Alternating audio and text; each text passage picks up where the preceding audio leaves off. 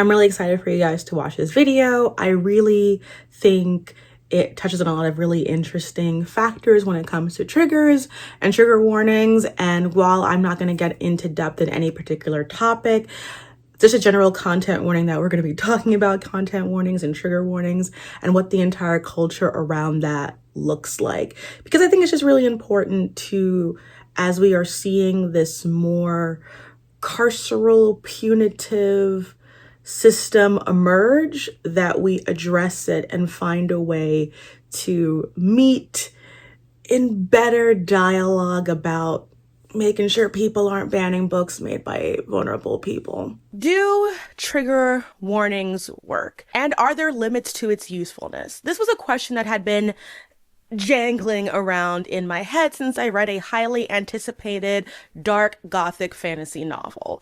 The books by this author have ranged from young adult to mostly adult, but they have all dealt with dark subtext. But in general, it seems as though audience didn't feel as if there were enough trigger warnings for the book.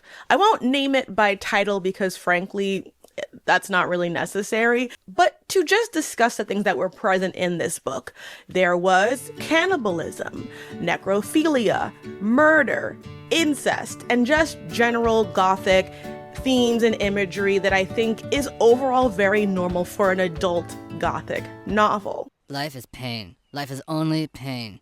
What someone may think of the context of how these themes played out narratively is their own opinion. But it did make me think about trigger warnings in general, what purpose they serve, and as someone who does get triggered by things, my own feelings about how I think we need to have a deeper conversation about this topic in good faith that isn't just led by really sad, depressed academics. So much of the conversation around trigger warnings was situated around an image of an overly sensitive and overly parented college student that were making it hard for teachers to teach. What I think is more interesting is examining the narrow line between trigger warnings and censorship and general rating systems. Our rating system didn't just appear out of the sky from the fallen sea foam of a god's penis. I've been preparing for the Odyssey. People should be free to mentally prepare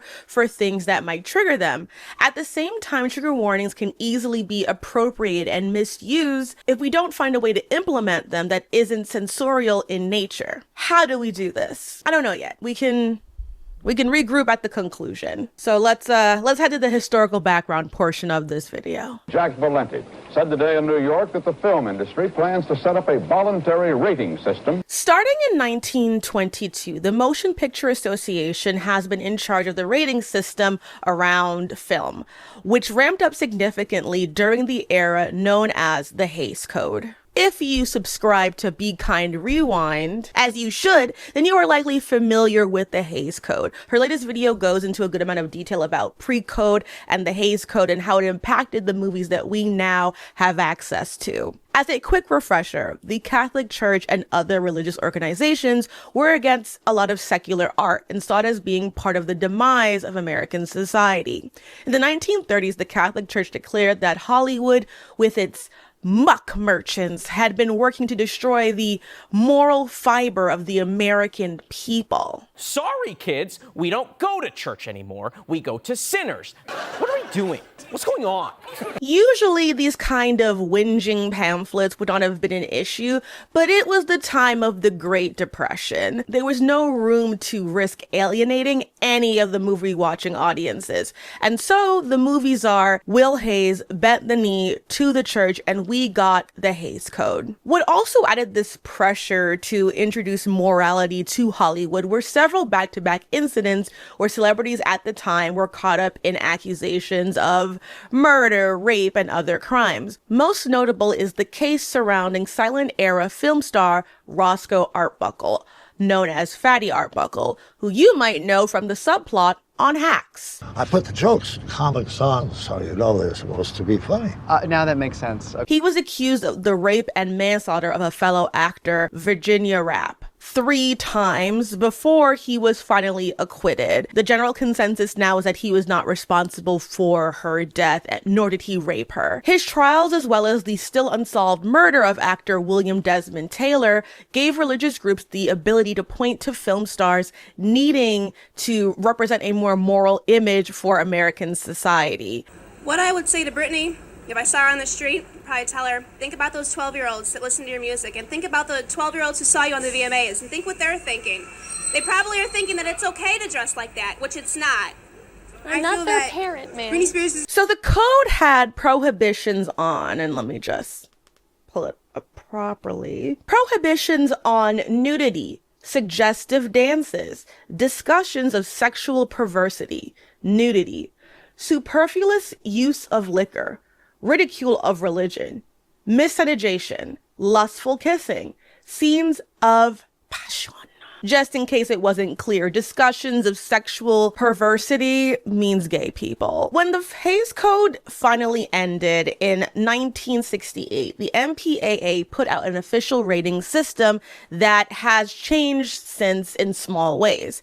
In the beginning, it was rated G, which was for general audiences, rated M, which was for mature audiences, parental discretion advised, R, restricted, persons under 16 not admitted unless accompanied by a parent or adult guardian, X, persons under 16 not admitted. Eventually, this was expanded to include PG from 1972 to 1984, and then eventually PG-13 was added due to movies like Indiana Jones and the Temple of Doom and Gremlins for having gore and violence that was seen as too adult for children, but also too silly for adults. They didn't realize that eventually the line between children and adult entertainment would be whittled away by a failing economy and the rising cost of childcare that makes a lot of us who would be having children choose not to and instead raise our own inner child. Anyway, getting rid of the Hays Code, however, did not erase the years of homophobic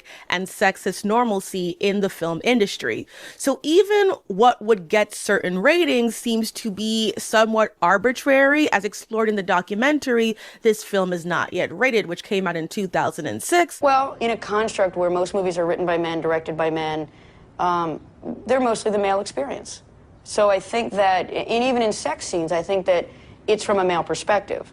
So I don't think that the focus is female pleasure. I think that female pleasure is unnatural. I think female pleasure is scary. Some things that were brought to light at the time were that the board treated homosexual material much harsher than heterosexual material, and it seemed as though acts of non-traditional sex or female pleasure were stigmatized in a way that male pleasure was not. I got a call from the ratings board, and they said, you got an NC-17. And I was really angry and really devastated, and I didn't understand why, because there's no nudity in the sex scene and they're fully clothed. It was ridiculous. Movies are not the only rating system that have a history of bias. The same complaints have been made about music ratings and comic books and video games. Compiled a list of songs they found particularly offensive, branded the Filthy 15. What they all have in common is being somewhat reactionary in its nature. They often target Black and brown projects. They ignore violence towards women, but penalize female pleasure and queerness. It creates a lowbrow, highbrow dichotomy of art that treats certain things as vulgar and other things as sublime, depending on, who made it.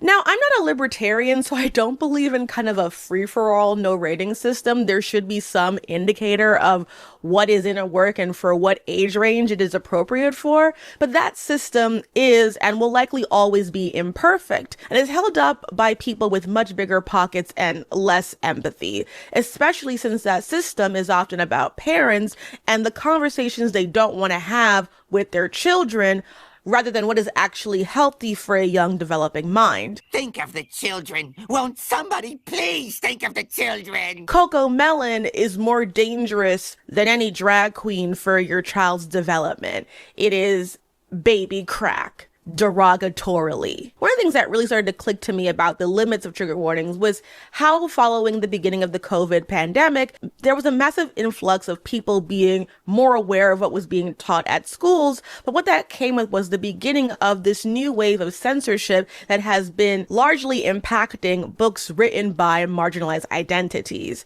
The weaponization of protected children is a tried and true aspect of the religious right.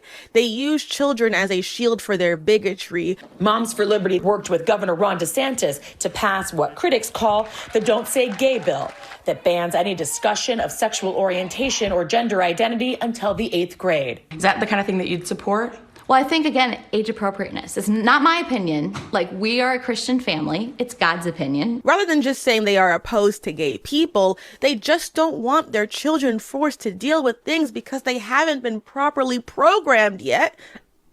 Are old enough to understand. Disney went from being a company where feminists were concerned that young girls were getting indoctrinated with heteronormativity to a place where the right wing is now concerned about young girls getting indoctrinated with being gay. Well. How the turntables. If we talk about rating systems and what they stem from, a lot of them really stem from a very core conservative mindset. And it is dangerous when that conservative mindset then goes downward into the way that we talk about art and how we protect each other. The Citrus scale was my first fan fiction tag system. And if you are at least 28 to 30 years old, you are very aware of the fruit system. There was orange, light stuff, kissing, usually just a light below the waist underclothes activity. A lime had groping, some implied sex, not a lot of detail. Fade to black. Lemon was sex, baby. It was very mwah. But if you were on fanfiction.net and you wanted to get even spicier, there was adult fanfiction.net. The North remembers. And I just got a text being told that there is a grapefruit in the citrus scale, but I don't know about that, so I'm not gonna address it. I won't hear it, and I won't respond to it. I then remember trigger warnings on Tumblr as part of a broader tag system that was there, but also on fanfiction tags or on AO3. Tags are a way to really illustrate to people what they are about to read. And from anything from the light, fluffy kissing to anal fisting, you put it on the tag so that the reader knows this is what you're about to get. So when you see something that's tagged dead dove, don't eat, a la the Arrested Development bit, it is telling you that exactly what you are worried could happen will happen. It is on the tin.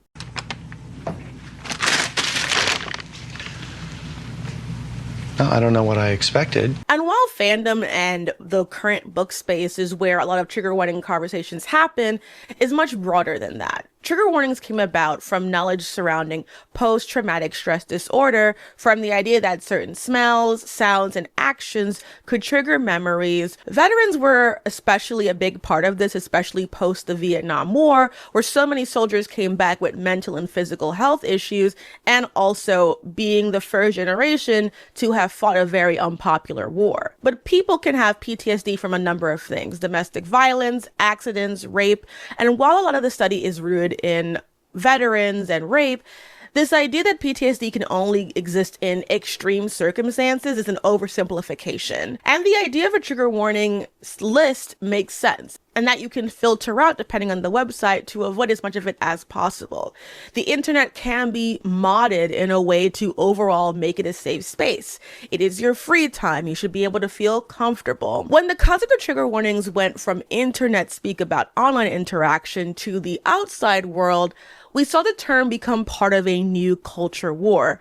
Higher education was dealing with a generation of college students who were asking for trigger warnings in their classrooms, especially around subjects like rape. One often noted example was from the University of Santa Barbara. Student Bailey Loverin, a survivor of sexual assault, asked for campus-wide trigger warnings after a film screening featured a rape scene.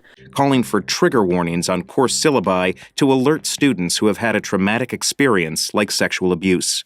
It's about students that could be suffering from PTSD and not wanting to be triggered in the middle of an 800-person classroom and feeling afraid or feeling completely out of control. She said she was not triggered by the scene, but was thinking about her peers and their comfort. Much of the campus trigger warnings conversation have been presented as students versus faculty, largely talking about female students. Growing up in a society that has all these warnings already, it's not necessarily an irrational proposal. The Atlantic then published the very, very trendy piece, The Coddling of the American Mind.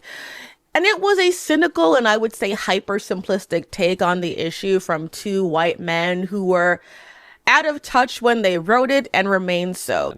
And that's part of the problem. When you turn it into something that's fundamentally about sort of someone's subjective response, it very quickly creates what Connor Fuserdorf talks about. That essentially, why should your trauma be privileged over mine? Now, I was done with my education journey at the time when this picked up in the public eye, and I do remember the disdain that people had for these younger students.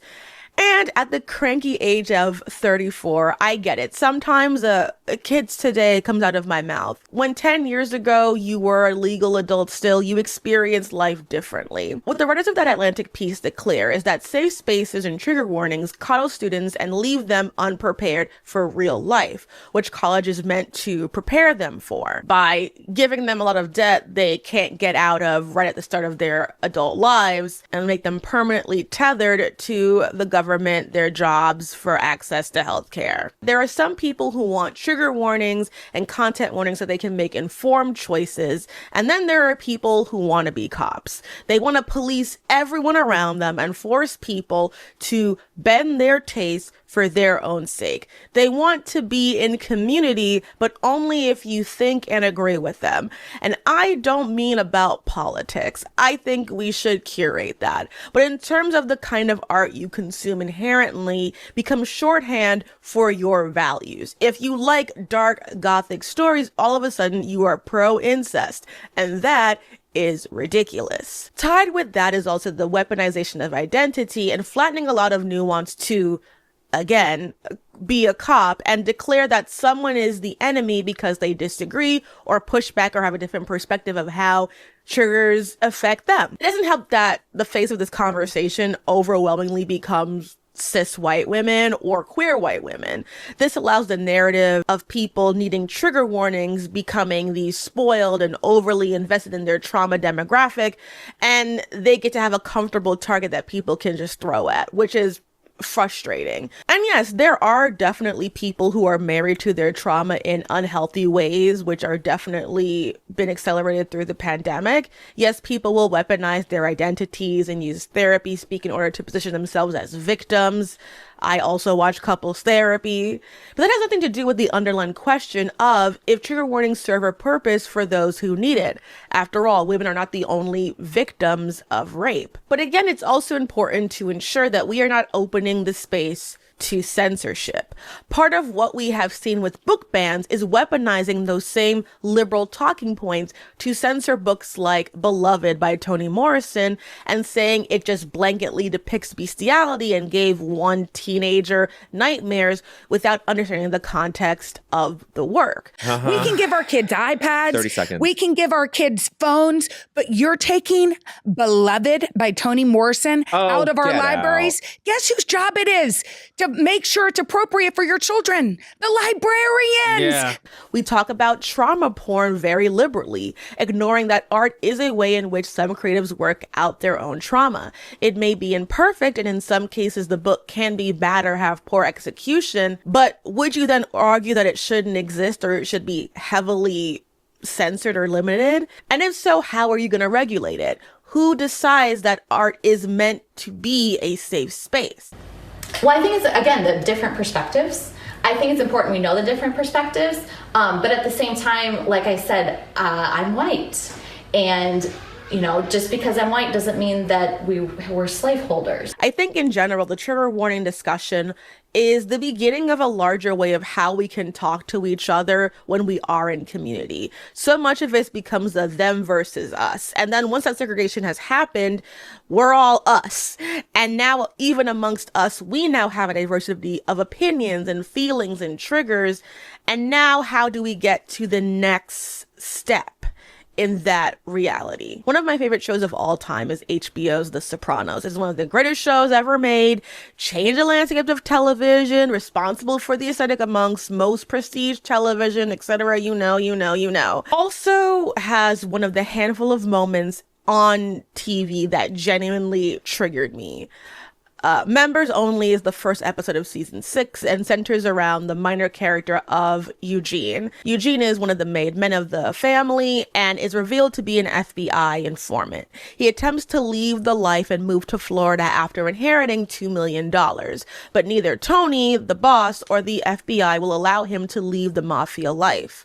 Seeing no way out and attempting to give his family their best chance for a future, he hangs himself in his basement. The scene goes on for a long time. It shows everything in agonizing detail. And as someone who has lost family to suicide by hanging and has her own mental health issues, it put me in a really bad place, and I couldn't find my remote. It was like almost like a dark I Love Lucy moment. I couldn't find my remote to mute it. I just panicked and I closed my door and I turned off the TV. I just ran to call my then girlfriend, and she became my safe space. She talked me through it, and once I was breathing again, turned back on my TV and skipped to the next episode, kept watching with my remote close by so that I could have some control again over what I was watching. Hangings, I have discovered over the last almost decade of having this particular trigger, are very common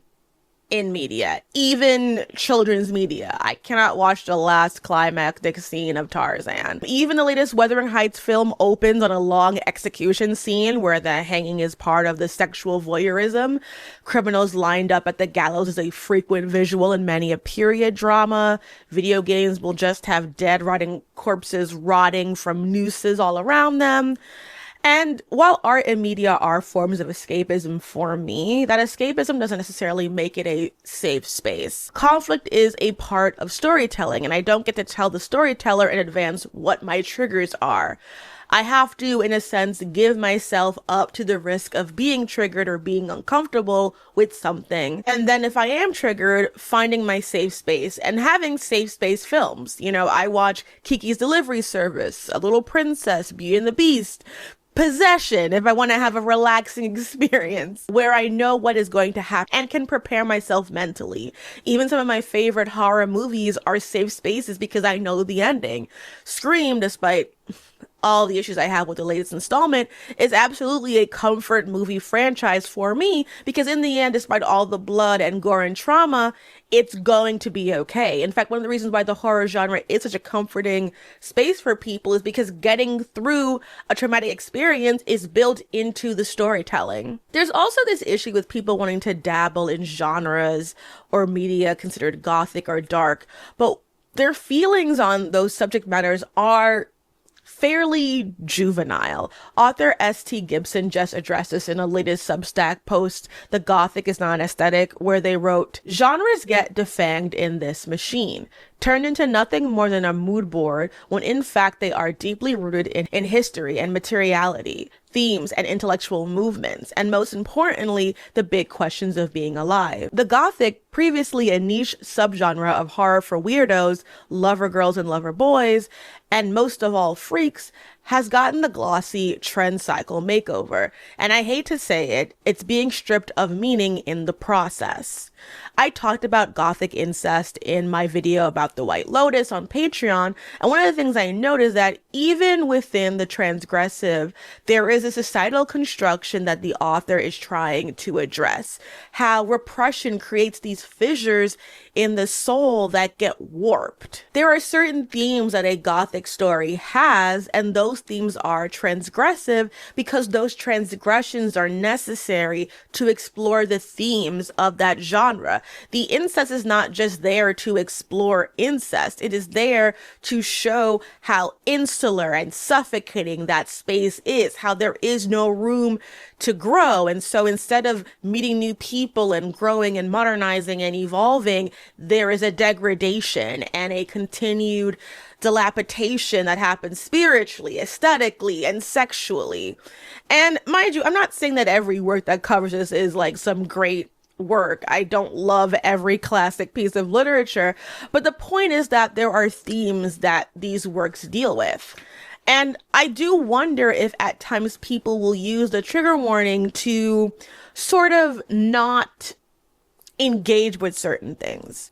I do find myself to a certain point agreeing with the sentiment that the way trigger warnings are so casually pushed out leaves room for self-censorship issues that we are seeing as a massive problem in how we communicate. Saying words like grape instead of rape and not being able to call something a genocide or name a country. While the other side are making millions of dollars posting the same anti-feminist, boring video game takes for the past 10 years, we also have seriously allowed our ability to critically think for ourselves and form our own opinions atrophy and see any disagreement as an attack, to see any discomfort as inherently problematic. I also see trigger warnings as limiting because sometimes they don't actually account for what could be triggering, if that makes any sense. Like, I like content warnings, and I'm still always going to do them when I know that something explicit is going to be there, because I think, you know, we live in community. But I will say I do find myself often feeling as though, you know, what is the proper trigger warning for racism, especially casual racism? So I'm currently watching The Other Bennett Sister on BritBox, which I am enjoying despite being a vehement anti-Mary Bennett leading character propaganda person. Like, that'll be a whole other topic. Maybe I'll talk about that on Patreon once the show is actually done. But one of the things that instantly stood out for me in the first 4 episodes on American BritBox is how many emotional support people of color have been there to uplift Mary. And I'm just like, you know, it's not that I think that is a trigger warning or a content warning, but it's funny how with all the conversations about that, there is still this inability to like still understand how to deal with racism in art, casual racism that the audience themselves don't pick up on. Like, and I think that's kind of like a bigger way of talking about a trigger warning. It's like, while that wasn't triggering for me, it instantly was this feeling of like, oh, here we go again. What is the trigger warning for watching Invincible and seeing the disposable black girlfriend archetype yet again? You know, what's going to be the trigger warning for, you know, the fact that you go and see all beige people in your production? You know, like, there are so many things that are triggering, not because they attack you and make you still, but how they inflame you, how they show this persisting ignorance that can just be so... It flames on the side of my face. That being said, I don't want all art to be soft and cozy. That's not how I am as a writer. It's not what I'm drawn to. And I think there is room for it. But in asking for art to be trauma-free, we are inherently asking for conflict-free art. Something that even when BIPOC people do, it gets labeled as unrealistic. Society is both very cynical and very silly at the same time. Frustration with individuals allows a blurring understanding about collective good as well. Trigger warnings in general, despite its limitations, in my opinion, do come from a good place, a place of wanting the collective to be okay, and that certain places should offer you a idea of safety. School should be a safe place, but it isn't because of gun violence, rape culture, racism, sexism, and the silencing of academics who support social justice. So when that is already the reality for students, yeah, they want to grab some control, and the trigger warning is the joystick. They are trying to slay the spire, metaphorically, trying to have some power over society where they have to hear that the Supreme Court just rolled back civil rights while going into a classroom where every book in the English lit course written by a non-white person is about racism. You know, it's exhausting. And I think academia has to make room for that. And I think the best teachers find a way to do that. As Kristen and Mendoza says, trigger warnings acknowledge the existence of survivors in our midst, address the array of emotional and psychological preparedness students inhabit before immersing themselves in the content of the class, and help to cultivate an environment of care and solidarity. That is a positive thing, because while school is supposed to prepare you for real life, it's also a community where you live. And if you are going to be there and be challenged, it should be a conversation. And just like you study for something, you should be able to prepare yourself for what you face next. You should be able to talk to students who are anxious about addressing rape in a story, about what can be learned from that.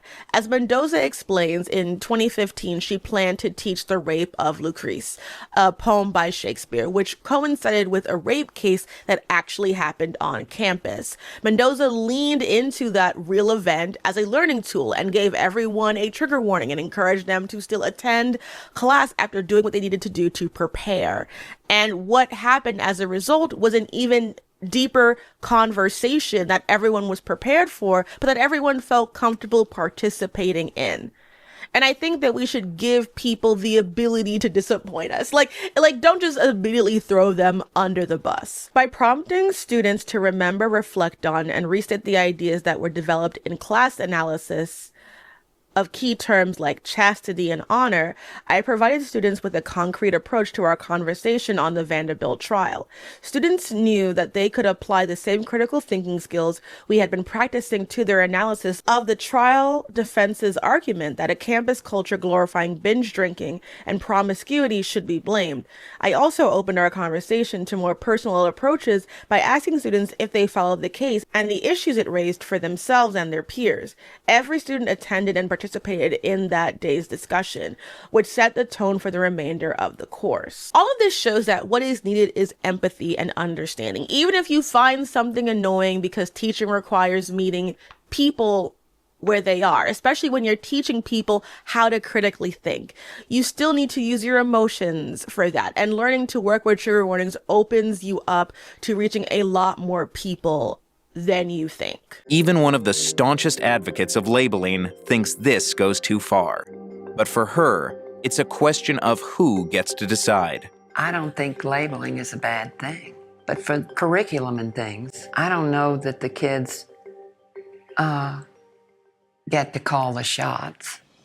I do fundamentally have mixed feelings about trigger warnings in front of a book, mostly because for me, they don't help. And I think that especially in today's landscape of marketing, heavy trope wise, I don't think that some of the nuances of what causes a trigger are properly addressed in trigger warnings. And ultimately, I feel as though they ask the author to come up with a checklist of harms rather than actually focus on crafting a text that incorporates all of those themes well, and then asking your readership to be prepared for that.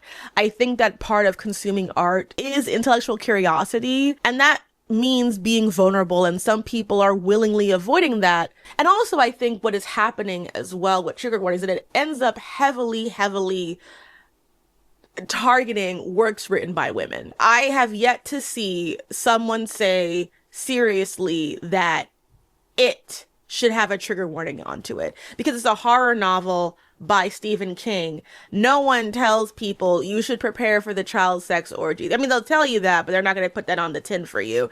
And if that is the case, then I think it shows that there is also a lack of trust. And I think that we should be aware of what's being asked to do the labor and what isn't. Why is it that books written by men or with a general demographic towards maleness don't have to worry about trigger warnings, but all of a sudden when it's about women or it's about teenagers, we can't do due diligence. We can't actually interrogate what the book is about. When my mother would buy a rated M video game for my brother, she would go to the GameStop guys and she would ask, okay, why is this rated M? What is it going to do to my child's development? Like, what actually is it? Being curious. I think that that's one of the things I really admire about my mother as a parent, is that she always asked the next question. And she would ask the librarian or the teacher or the bookseller. And if she thought it was too much, she said no. But if she thought, okay, it's this, you can play it. Again, while I do think that content warnings and trigger warnings have a purpose, especially in shared community spaces, I do think we should be careful about censorship. We should always be careful about censorship because they are taking the exact same things that we say and turning them into conservative slot. And we see it happen with things like kink at pride discourse and all these other kind of things. Like, it drips in there because of this inability to discuss, to sit in discomfort, and also, and this kind of sounds a little boomery, but taking personal responsibility for self-care. Like, self-care also means knowing how to deal with it. It's different for everybody. And I'm definitely coming from a perspective of someone, like, I'm on medication to regulate my emotions because I need it. And it took me a long time to deal with that. Like, I have learned this. And my friends also know that if there's a movie with a hanging in it, to let me know. I remember when the Star is Born film with Lady Gaga came out, and that ending sequence, very triggering. Very, very triggering. And my friend didn't know that. And I told her, now you know. And now whenever something's about to happen in a movie that she knows I'm going to see, she's like, this happens at this point. I'm like, thank you for letting me know. Because I'm still going to watch it. I still have interest in it, but I want to be prepared. And if I do see it, usually I wear a hat to movies so I can kind of look down. Like, even with the opening of Wuthering Heights, during that sequence, I kind of just like had my cap on and I kind of looked down because it made me uncomfortable. It was triggering, but I am at a space with my triggers where I can deal with it because I've done that work. And that's work that I have been privileged enough to be able to do. And overall, this is not a final statement. It is a conversation. And I would love to hear what you guys think, especially considering, again, the ways in which a lot of the rating systems and these content warnings and trigger warnings are framed, who is making them, what works they are for, and how the line is continuously blurred between what is appropriate and who gets to decide that.